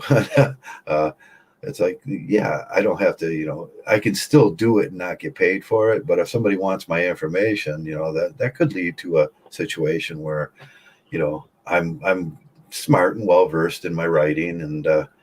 Yeah, like you could take your information and put it into a book. Yeah. Matter of fact, is that river right behind you in there? That river. I spent a lot of time on that river there, and all that, looking at everything. And I like to look at everything in such detail and it's just me. But somebody might like something different. It's like, but I'm not gonna stop doing that because because look at the weird guy with the boots on. It's like the rubber. There's so many variations of that. Like you could be interested in trees. Yeah. Taking a look at different trees, or even like Right. trimming trees so they grow properly. Or it could go into cars. It could go. There's so many aspects that could be of interest to a certain guy. Yeah. It's developed such a hobby. I had to go buy a 4G pad that hooks to the internet now. So when I'm out, I can look things up now, and it makes it very easy for me to look things up, take a picture of it, study it, and really not just an observation study. I can get down to the nuts and bolts of why this is like that now in this area, or if I see something odd. And a lot of times I will, if I see something like there's a fungus or something or a bare area what happened there, and I'll tell the park ranger, you have this problem right here.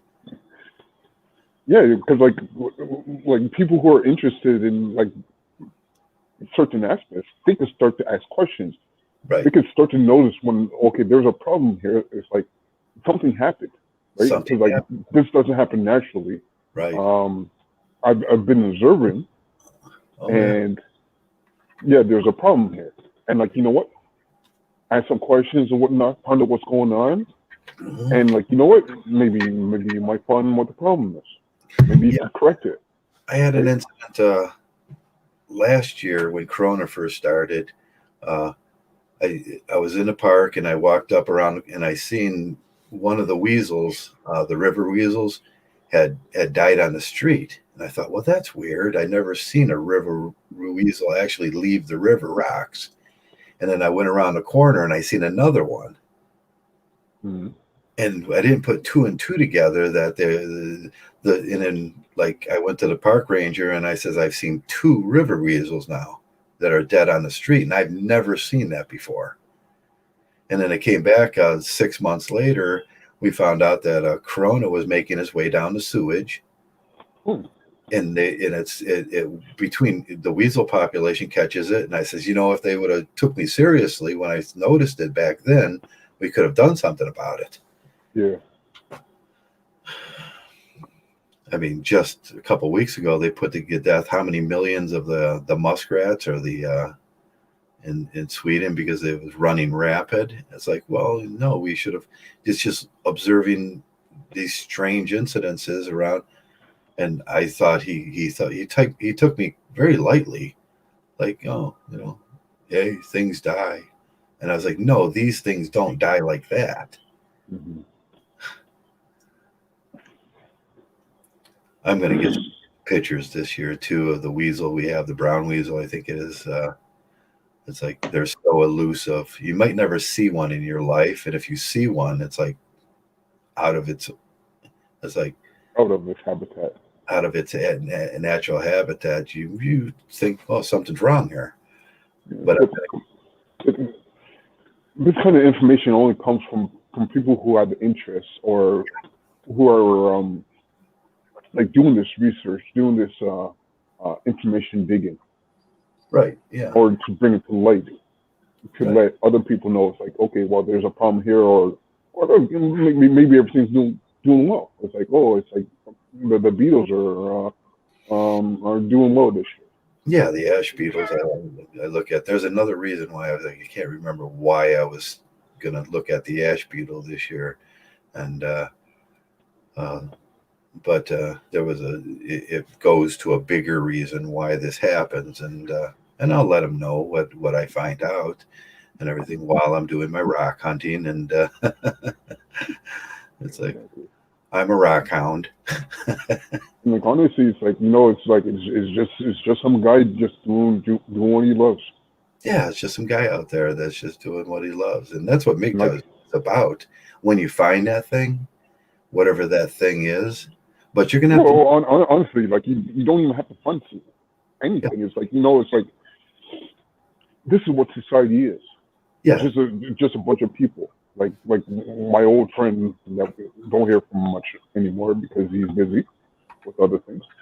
He said society is just people, mhm. and it's just people doing their thing. Yeah. It's everybody doing their thing, and what's your thing is like, what do you like? And like Like honestly, like what I see now, or like actually what I see more of now is that there's other people trying to control control. what people do, right? So there wouldn't be somebody out there just looking at rocks because they say, oh no, why are you looking at rocks? No, you go do something else. It's like Yeah, that somehow bothers them, and that's taking away choice from that person, right. Yeah. free will and all that.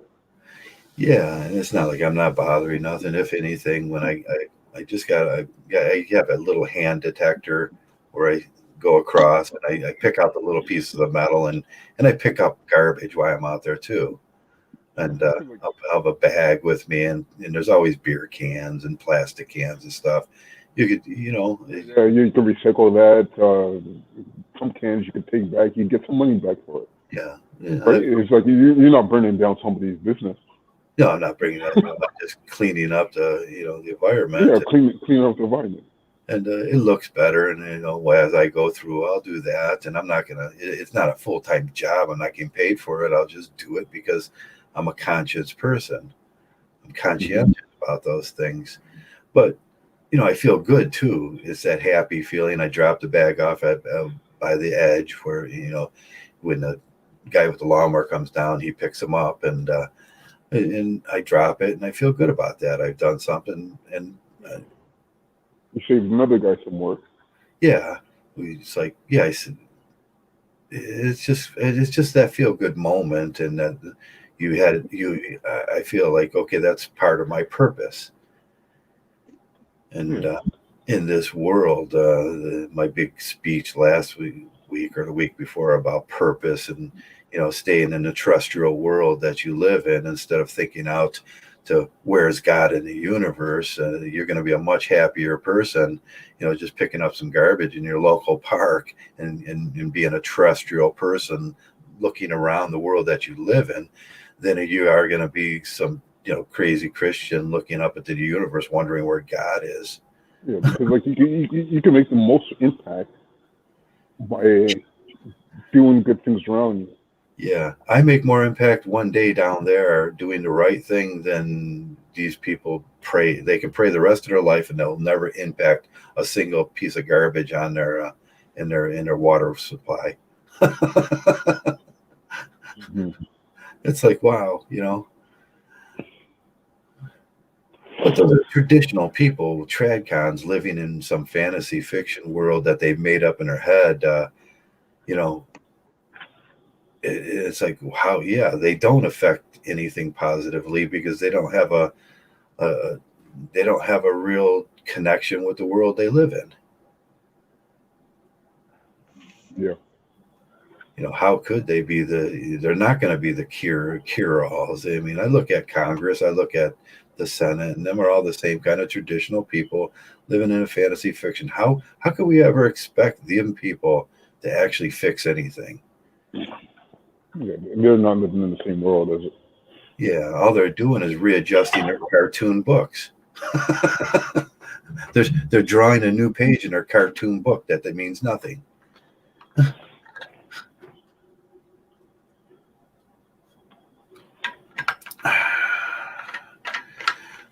Boy, the world is absurd, isn't it?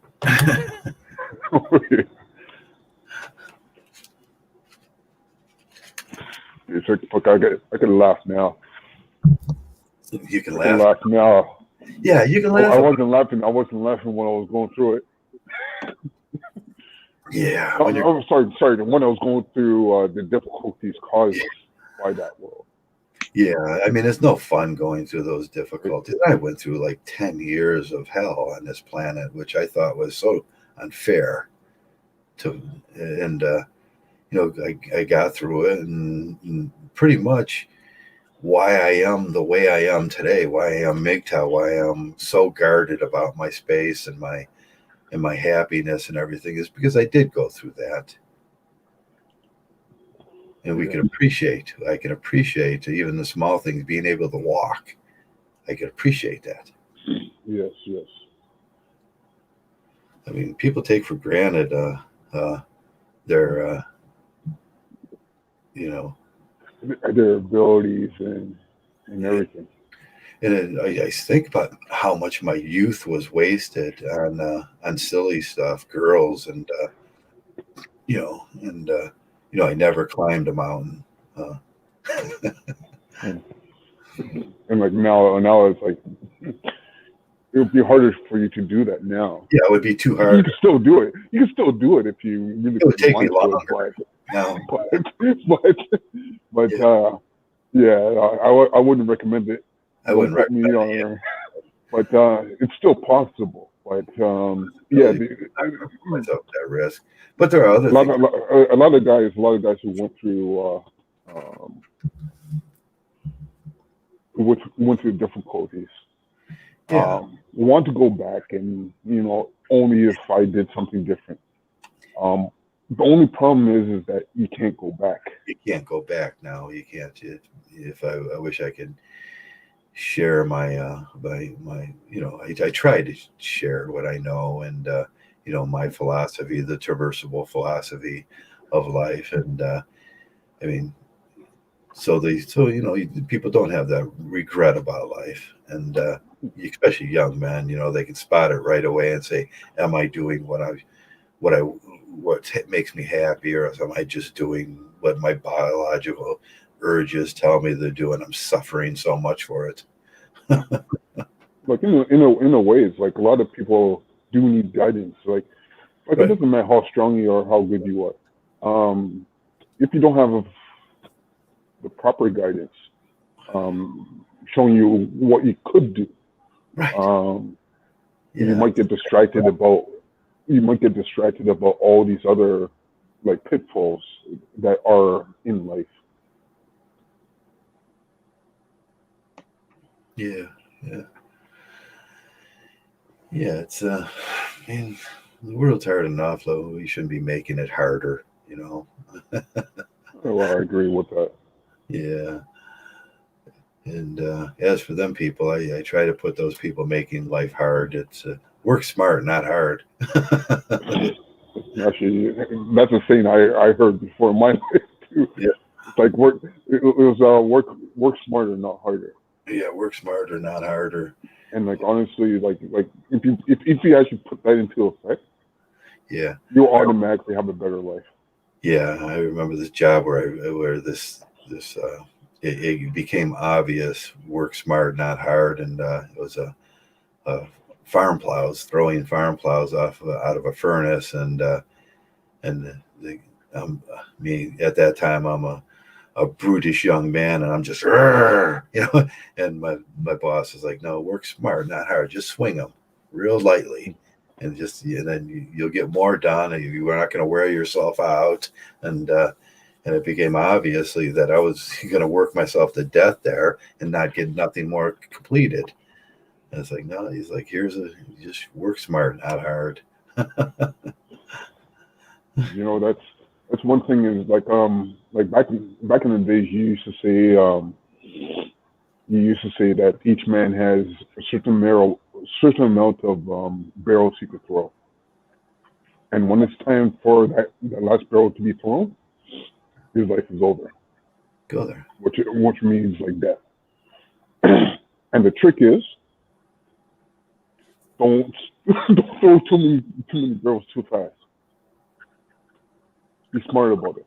Yeah, be smart. When you're coming down to your last couple barrels that you can throw, take it easy. Take it easy. Yeah, yeah. Find something that's easier. Yeah, Or else you're just gonna end your life. End your life just working hard. Yeah, I see a lot of men doing that, just working themselves to death and never making plans for the future, or never cultivating that garden. And they just keep going and keep going. And I mean, it was always weird to me when I seen those situations that the traditional idea he's gonna take pride in that, like he was. Well, take pride in suffering. Take pride in suffering. Yeah, he knew he was going to be the last guy standing, no matter how much he had to suffer for that. He was going to be, And I thought, well, that's the stupidest thing in the world. And I thought at one point in my life, I used to be able to lift 300 pounds. At a certain point, I said, "Yeah, I can lift 300 pounds, but I don't want to." Mm-hmm. It's like it's just too much stress, and it's just. Why would I want to do that? Yeah.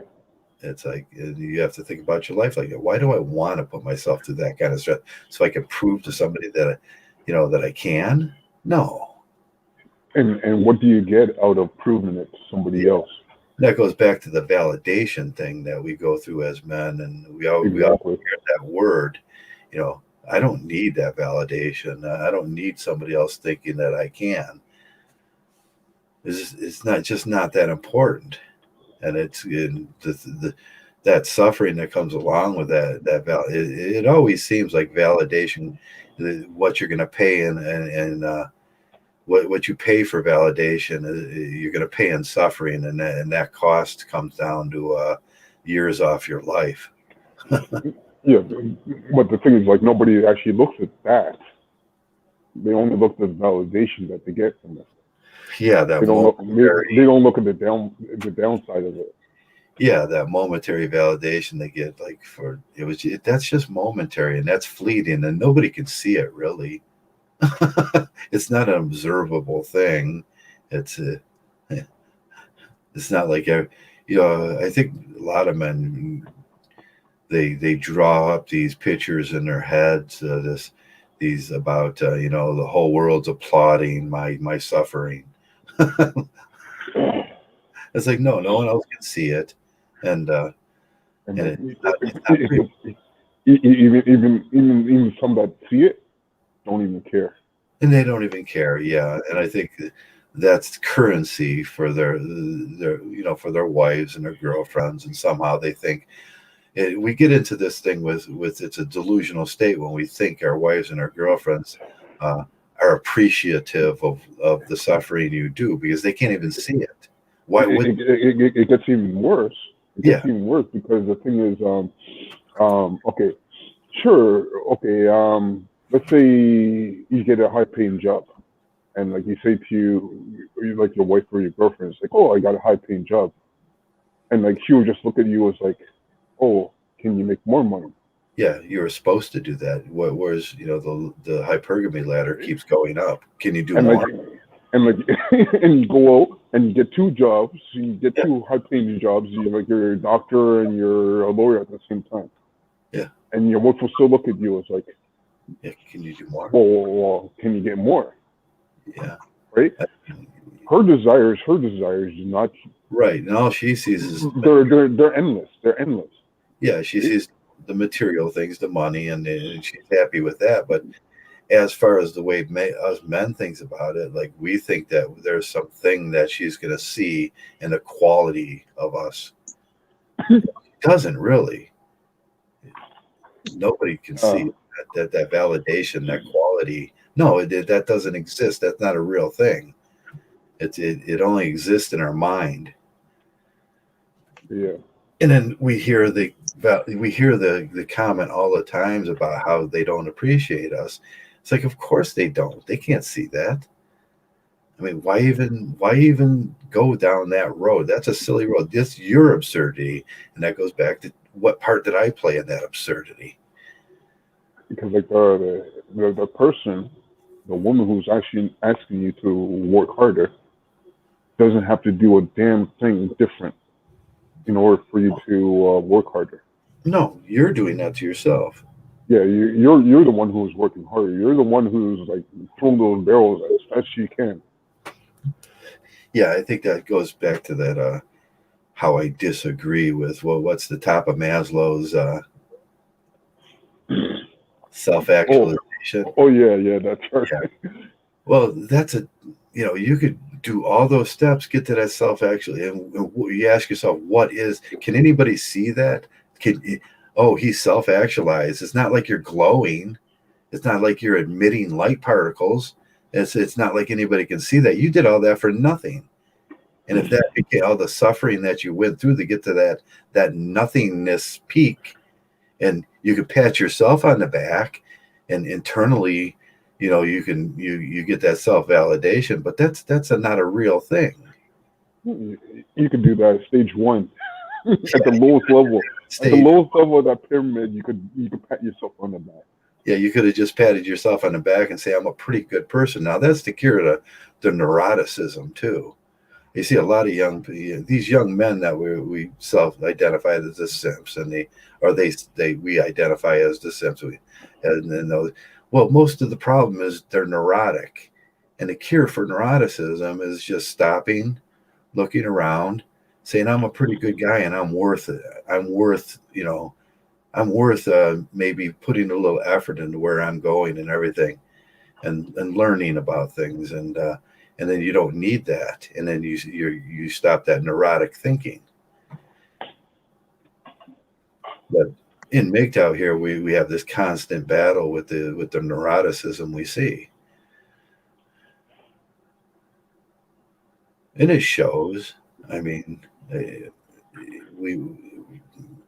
very little MGTOWs talk about it anymore, because it's all what you said that one day is, my biggest fear was I feared MGTOW was going to turn into this misogynist thing. I said that. And it did. It turned into a frat boys club.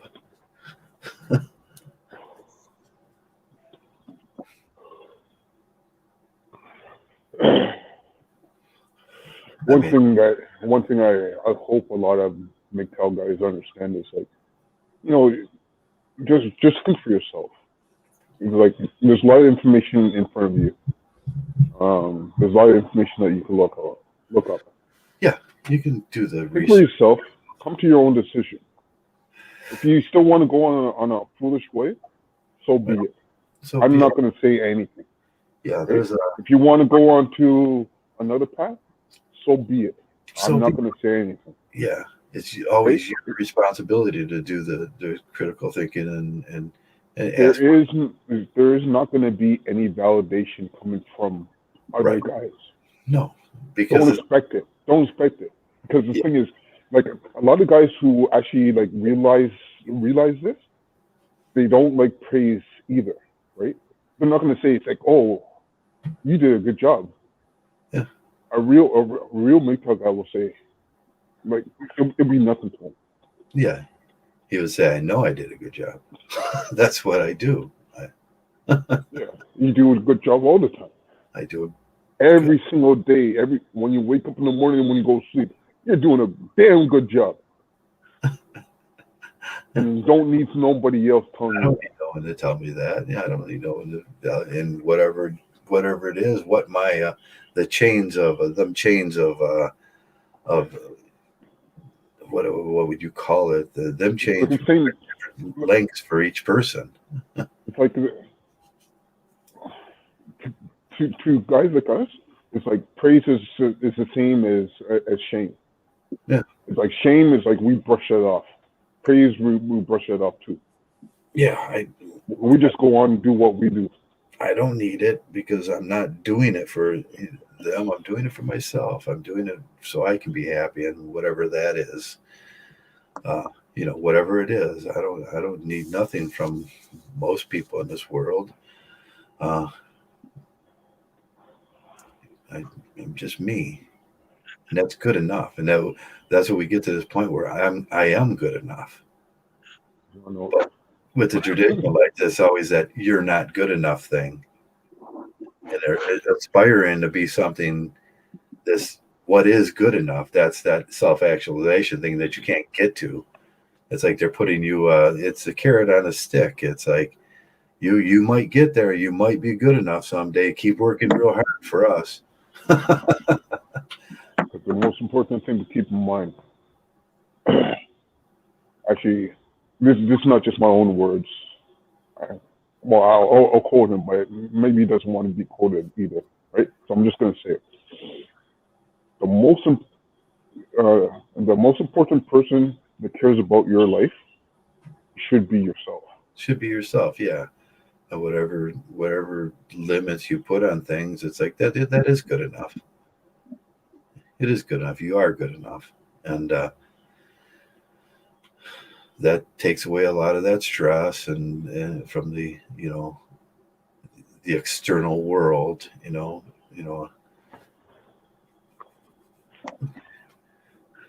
Okay, we're coming up on 2 hours now, and I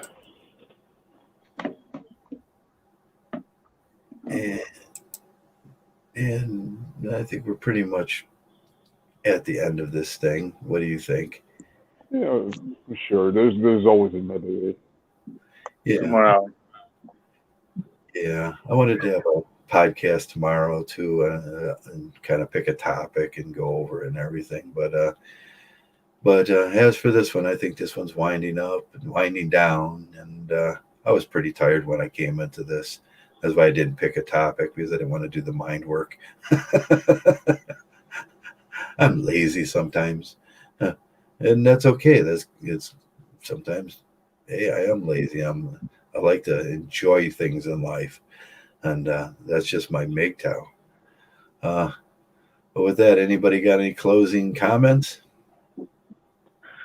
I just want to say thank you for having me on without booing me out. Like I said, it's like everyone just think for yourself. Yeah, Live your life. Live a your- life like you want to live. Don't be constrained by somebody else's opinion. Yeah. I think a good project for everybody that's in the chat or listen today is, just do that jar thing, to get a box or a jar or something, and ask yourself, what do I like? What's me, and where can I start this thing at, and what can I work on where I'm going to be happier, and put that in the jar and work on that, or put that in, start a scrapbook or something like that, and at least have a goal to that. What do I like thing? It's like, Yeah, I would say too. Try to find like that James Allen book I've been reading. Like just try to get into a good book like that. Like any of his works are going to be good. Like, and then you just read a few pages, 2 or 3 pages, and then try to dwell on.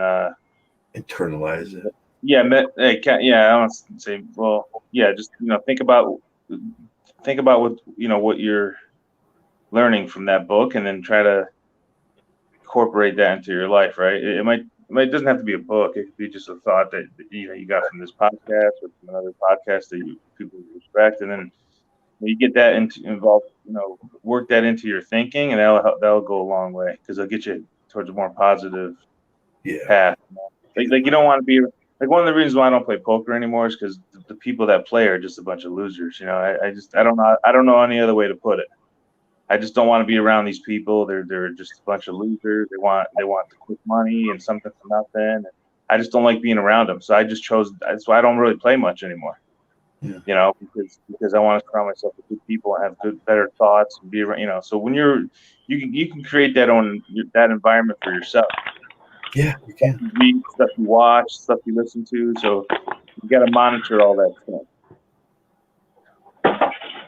Well, you Yeah. know, one of the things I want to talk about too, real quick, was that, like, you know, they kind of normalize suffering in our society. Yeah. You know, so, you know, a lot of that's tied into the Christianity, because we're, you know, most people in this country, the main number one religion is probably Christianity, right? So they're always telling you you're not good enough, and you know that's because of their imaginary friend that runs Christianity. I'm not Yeah. going to say his name. You know, that's the thing about that fantasy fiction is, you know, the further you can get away from that and start facing reality, and you know, just empowering yourself. I think that's you're heading in the right direction if that's your line of thinking. Right. Take those So, shackles, those shackles of traditional conservatism off. And well, let me just another thing too. Like today, I was listening to a podcast, and the guy was talking about the yoke. Like Christianity even admits that there's a yoke. yeah, So, and the guy was saying, why would you want any kind of yoke? Like right. Christianity says, their imaginary friend leader says, "Oh, my burden is light, my yoke is easy." Well, you know what? That's still a yoke. That's still a burden. You don't have to have any burdens. You don't have to suffer. Okay, you can choose a life of non-suffering, and that's through the surround yourself with, and the thoughts that you think, right? And so, yeah, so that was just something I want to share with it in the podcast as well. So. Yeah. Well, thanks a lot, Joey, and thanks a lot, RP, for coming on, and thank you, YouTube, for letting us have these talks, and thank every man that came in here. You know what I always say at the end? It's thanks each and one of you for coming around and being MGTOW, because that permits me to have you know, a place where have men that think like me, and our MGTOWs too, because without all of yous, there would be no MGTOW. So thanks a lot for being MGTOW. MGTOWs.